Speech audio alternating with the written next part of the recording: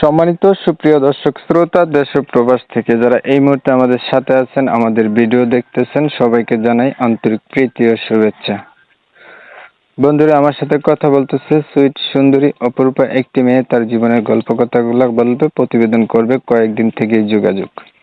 কেন আসলো প্রতিবেদনে, বিস্তারিত ভিডিওতে অবশ্যই কন্টিনিউ করবেন আপনারা ভিডিওটা। আসসালামু আলাইকুম। ওয়ালাইকুম আসসালাম। কেমন আছেন? হ্যাঁ ভাইয়া, কোনো মতন আল্লাহ রাখছে ভালো।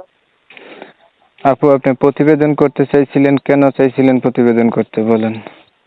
হ্যাঁ, কেন করতে চেয়েছিলাম, বন্যায় তো আমাদের সব কিছু নিয়ে গেছে, ভেঙেছে, আমাদের বাড়িও ছিল, ভেঙেছে নিয়ে গেছে। কেন অসহায় কারণে প্রতিবেদন আসছে। যদি ভালো একজন মনের মতন মানুষ পাই, আমার কাছ থেকে উদ্যোগের সাথে হয়, ভিডিও আমার দেখছে, যে আমাদের দুঃখ কষ্ট শুনে পাশে থাকবে।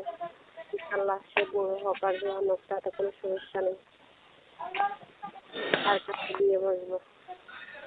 আপনি আল্লাহ নামাজগুলো পড়, যে পাশে থাকে, অনেক কষ্ট হয় গরিব লোক। আচ্ছা, আপনি একটা মানুষ চাইতেছেন যে আপনার সুখ দুঃখের সাথী হবে, পাশে থাকবে, আল্লাহওয়ালা নামাজি বা ধার্মিক ব্যক্তি হইলে আরো ভালো। সে যেমন বয়সেরই হোক।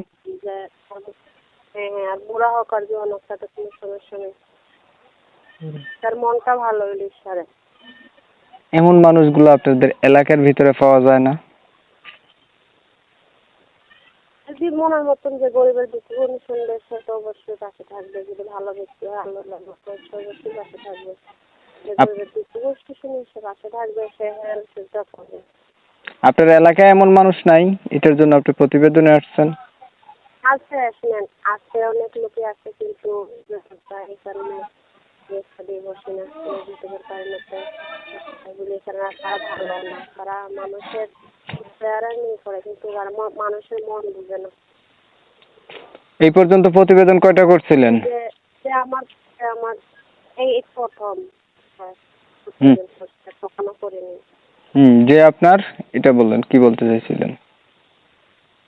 না, বললাম যে কখনো তো প্রতিবেদন করিনি। ফার্স্ট যে মনের মতন মানুষ পাই, যে আমার চেহারা ভালোবাসবে, যে আমার ভালোবাসবে, যে আমার দুঃখ কষ্ট শুনে পাশে থাকবে।